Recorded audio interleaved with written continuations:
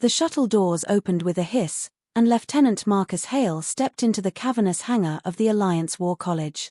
His boots echoed against the polished alloy deck, lost among the thunderous tread of giants. Around him, cadets from across the galaxy towered in stature, their scales, chitin, and fur glinting under the stark lights. They were warriors born from species built for battle, their bodies sculpted by evolution to dominate.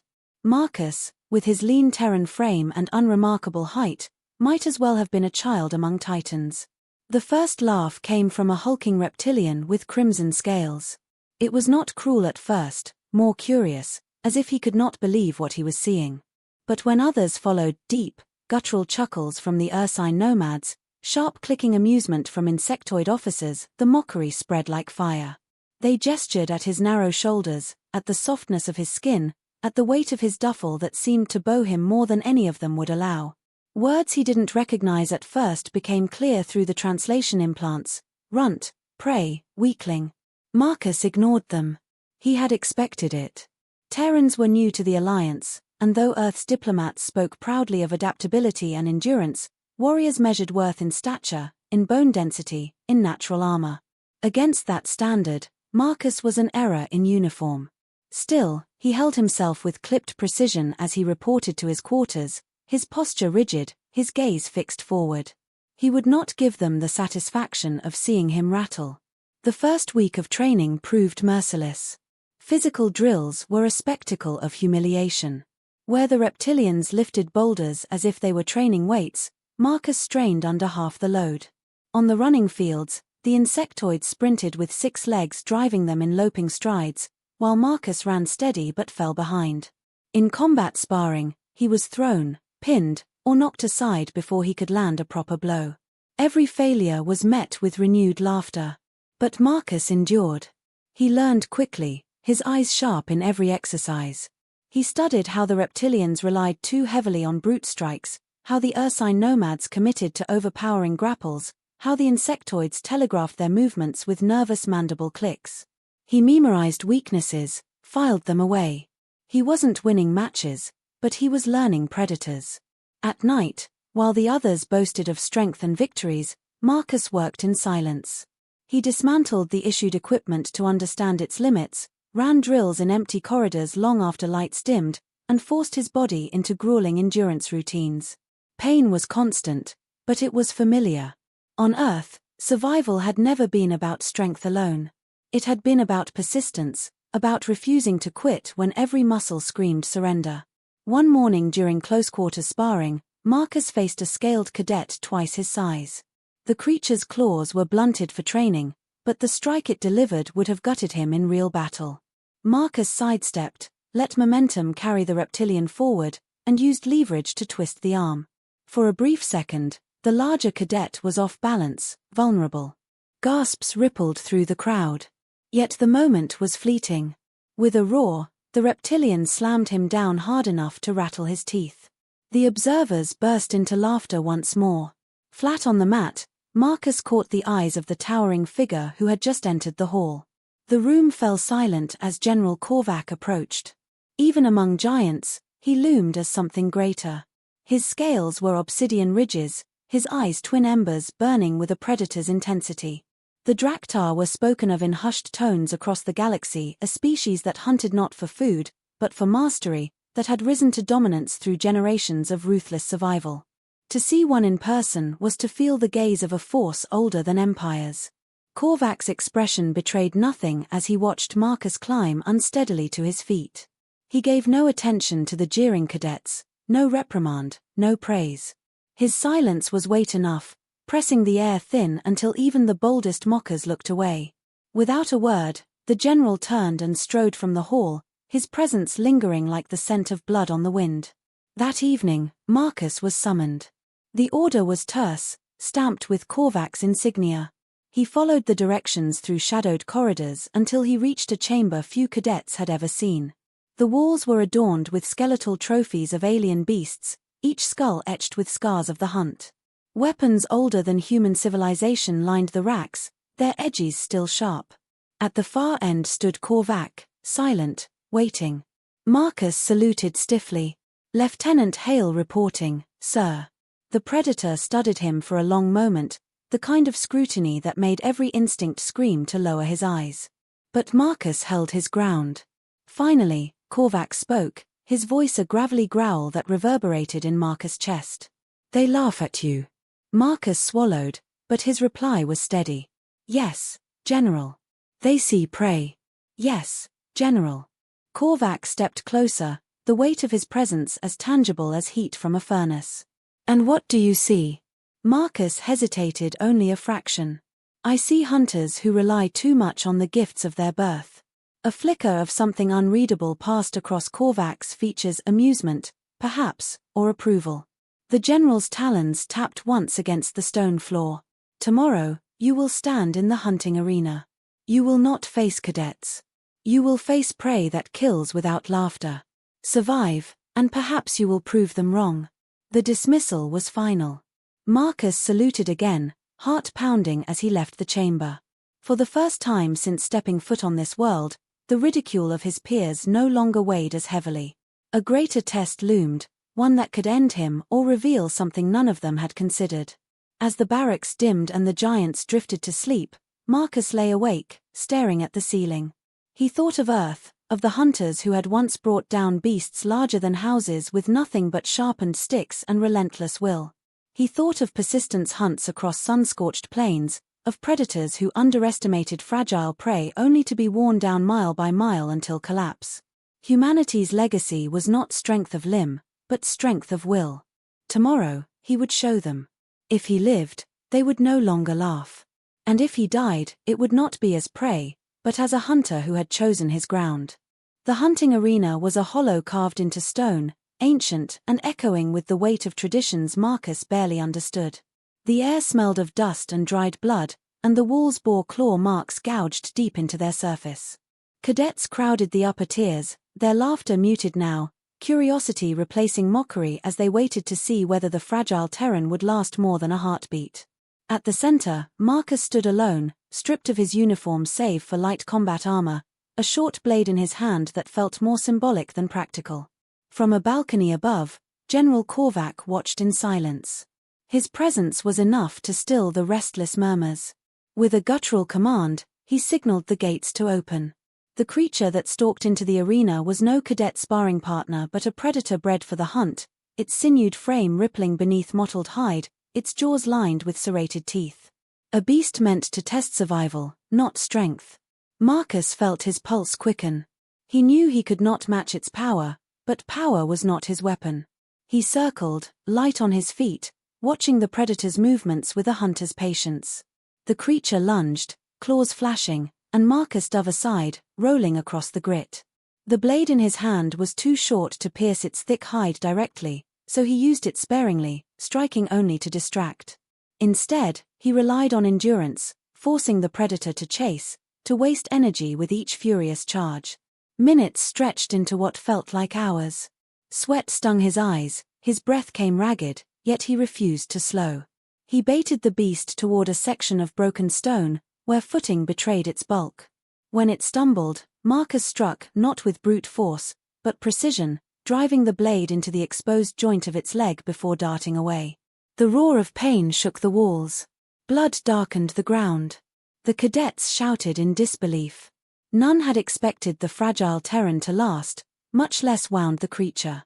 Still, the fight was not over. The beast limped, fury in its eyes, but Marcus pressed the advantage. He threw dust into its face, exploiting its moment of blindness, then darted behind, slashing at tendons. Each strike was not fatal but cumulative, a methodical dismantling that spoke of persistence rather than dominance. At last, the predator collapsed, unable to rise. Marcus stood over it, chest heaving, blade trembling in his hand. He could have ended it, but instead he lowered the weapon. His victory was not in the kill, but in the endurance, in showing that prey could outlast predator. Above, Korvac rose. His voice carried across the arena, heavy and resonant. This one fights as kin. The declaration was met with stunned silence. Among the Draktar, to name another species kin was to recognize a bond deeper than alliance. It meant acknowledgement of shared nature, of equal place in the hierarchy of hunters. The laughter that had once followed Marcus now curdled into unease. Those who had mocked him were forced to reckon with the judgment of the apex predator himself. Korvac descended into the arena, his massive frame a shadow over Marcus. He looked down, eyes burning with a predator's respect. You endured. You hunted. You did not fall to fear. You are no prey. Marcus straightened, exhaustion giving way to pride. I did only what I have always known, General. On Earth, survival never belonged to the strongest. It belonged to those who refused to stop. The General's expression remained unreadable, but the faint curl of his lip suggested approval. Then you understand the first truth of the hunt. Strength is not measured by weight of bone or thickness of hide. Strength is will sharpened by necessity. From that day, Marcus's training changed. While others were drilled in brute exercises, Korvac pulled him aside for personal instruction. The general taught him the rhythms of the hunt, how to read the twitch of muscle before a strike, how to pace one's body to endure beyond breaking. He spoke of battles where patience won wars, where cunning turned weakness into dominance. Marcus absorbed every lesson, adapting human instincts to alien philosophy. Where others fought in straight lines, he wove unpredictability. Where others relied on raw strength, he learned to make terrain his weapon, to manipulate an opponent's confidence into a trap. Slowly, cadets who once sneered began watching his bouts with wary attention. But recognition bred resentment. Among his peers, none felt the sting sharper than Commander Terran, the crimson-scaled reptilian whose laughter had been loudest in the beginning. To him, Korvac's favor toward the Terran was an insult, a tarnish on the legacy of warrior bloodlines honed over millennia.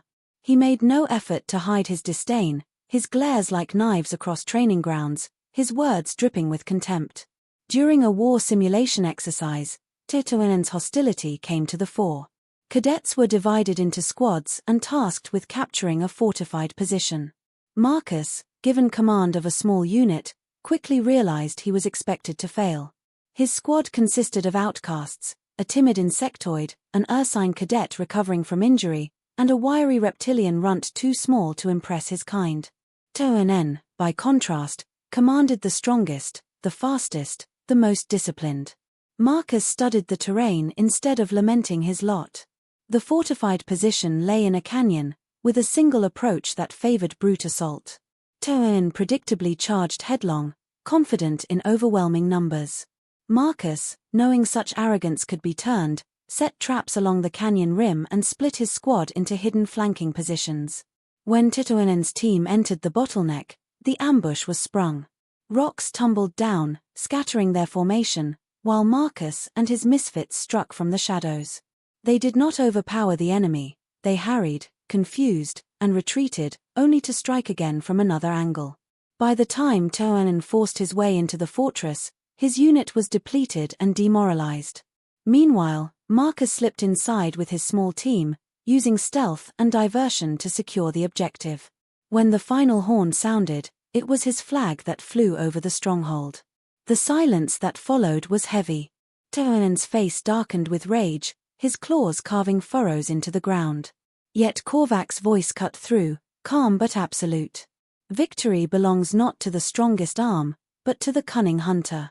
Remember this. Marcus met the general's gaze, pride tempered by humility. He knew his success was fragile, that resentment festered in the shadows. But he also knew he had proven something undeniable: humans were not prey. They could think, endure, and strike in ways the giants of the galaxy had forgotten. That night, as the cadets dispersed, whispers followed him. Some spoke with grudging respect, others with envy, and a few with newfound fear. For Marcus, the laughter had ended. In its place was something heavier, a scrutiny that promised trials yet to come. He lay in his bunk, staring into the dark, the words of Korvac echoing in his mind. Strength was will sharpened by necessity. If that was true, then humanity's legacy was sharper than most. Tomorrow would bring new battles, and the predators of the galaxy would learn that Terrans did not run.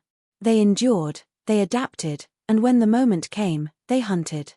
The war came without ceremony, a blaring alarm that shattered routine drills and turned cadets into soldiers overnight. The Krathol swarm had breached the outer colonies, their fleets pouring through fractured defenses like a tide of steel and chitin. The Alliance War College, once a sanctuary of learning, became a staging ground. Marcus stood among his peers on the deployment platform, watching transports arrive in waves, carrying weapons, supplies, and grim-faced veterans. The time for mockery had ended. Survival demanded more. General Korvac addressed them with the gravity of a storm.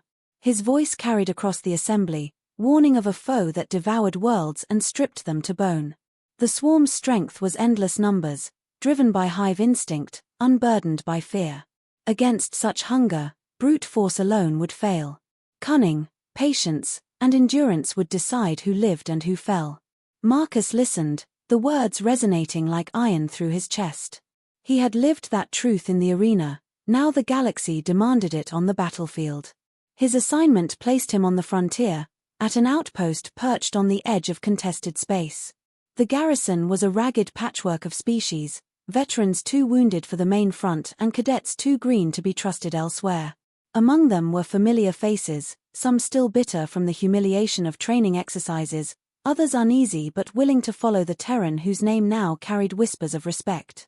Marcus did not demand their trust. He simply worked, planning routes, memorizing terrain, and testing defenses until exhaustion blurred the hours. On their first reconnaissance mission, doubts about his command rose like smoke. The insectoid scouts bristled at his instructions, insisting their instincts were sharper. The ursine cadets grumbled at his insistence on silence during movement, unused to restraining their booming voices. Terran, now a field officer, made his disdain plain, sneering that a Terran's orders meant little in real combat. Yet when the Krathul ambushed them along a ravine, it was Marcus who saved the patrol. He ordered an immediate retreat into uneven ground, where the enemy's numbers lost advantage, then split his team into pairs to strike from different angles. Confused, the swarm faltered, and the unit escaped with minimal loss. Even those who scorned him could not ignore results. At night, around the fireless glow of ration lamps, Marcus shared fragments of human history. He spoke of the great hunts that had forged his ancestors, of men who chased prey across plains until even the strongest beast collapsed from exhaustion.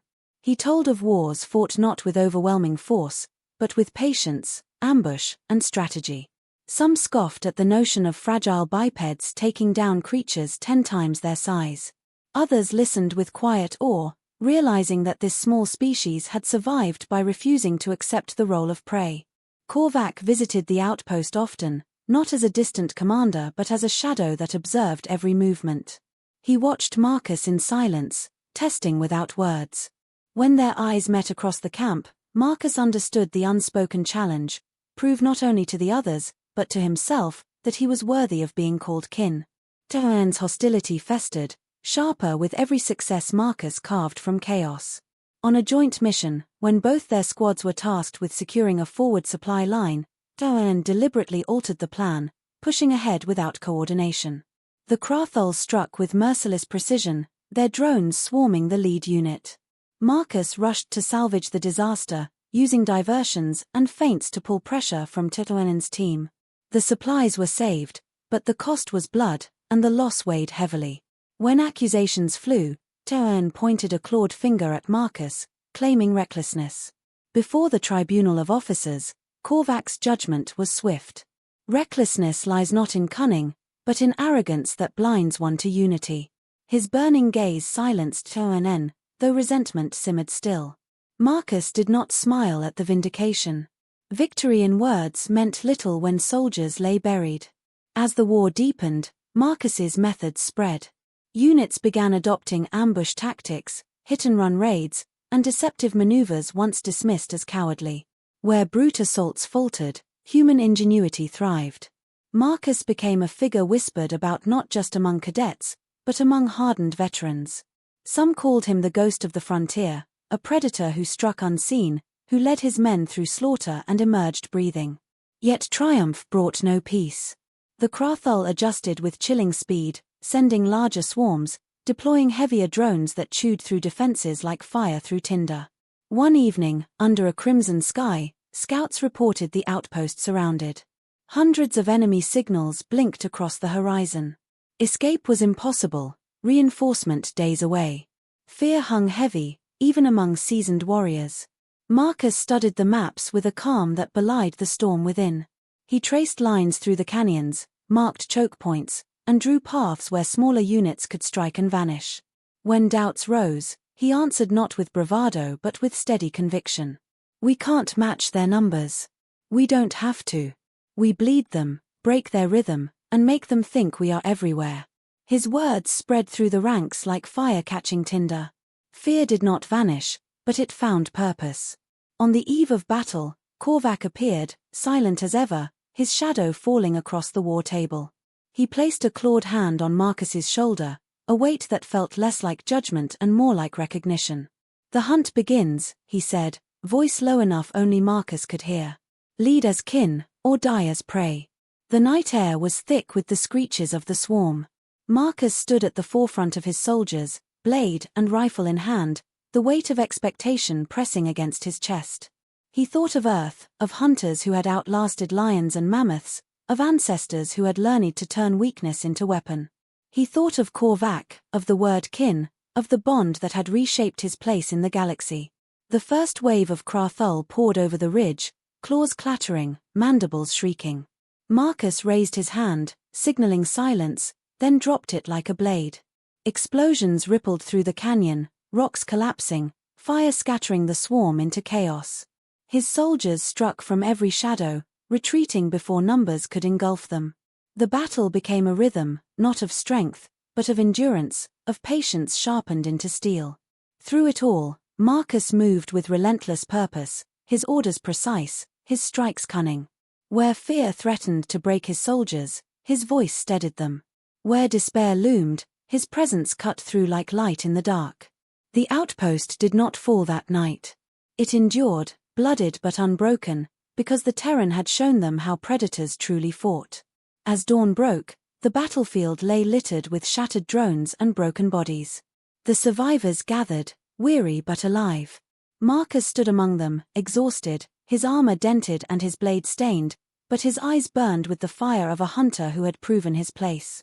In the silence that followed the storm, the cadets and veterans alike looked to him not as prey, not as anomaly, but as leader.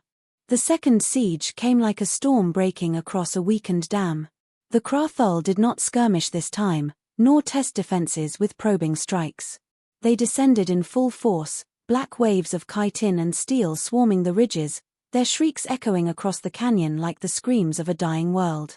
Marcus stood on the wall of the outpost, rifle clutched against his chest, eyes scanning the horizon. He had expected this. Victory at dawn had not broken the swarm, it had provoked it. They would not rest until every survivor was ground beneath their claws. Among the soldiers, fear lingered like smoke. Some whispered prayers in languages Marcus could not understand, others checked their weapons with nervous hands. He felt the tension coil around him, heavy and suffocating, but he refused to let it settle in his bones.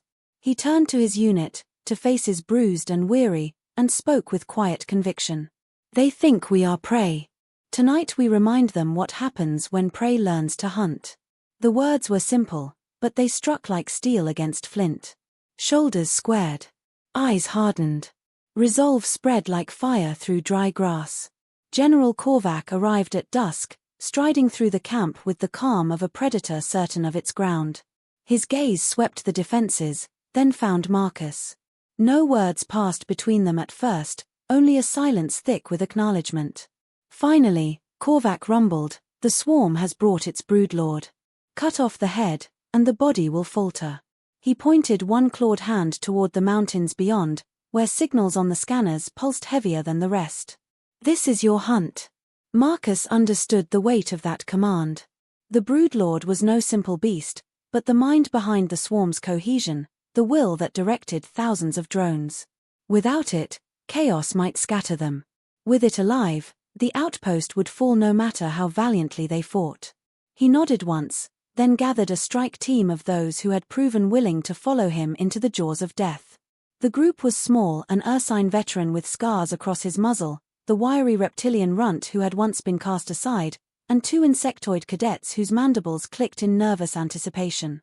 They were not the strongest or the most respected, but they had learned the value of Marcus's methods. They were hunters now, and he was their point man. Under the cover of night, they slipped from the outpost, weaving through gullies and jagged stone. The swarm's patrols scuttled nearby, their antennae twitching in the dark, but Marcus led his team with precision, avoiding detection, moving with the patience of a shadow. Hours passed until the mountains opened into a cavern vast enough to swallow cities. There, surrounded by legions of drones, the broodlord waited. It was colossal, its body a grotesque fusion of armor and flesh, its many limbs digging furrows into the ground as it pulsed with the hive's will. The sight froze some of his team in place.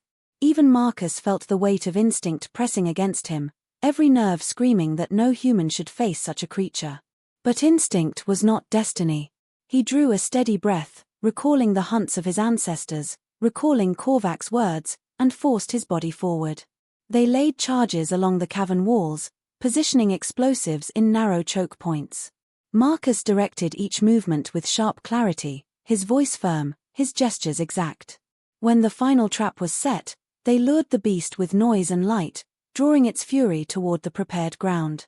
The broodlord surged, its roar shaking stone loose from the ceiling. Its drones poured around it like a living tide.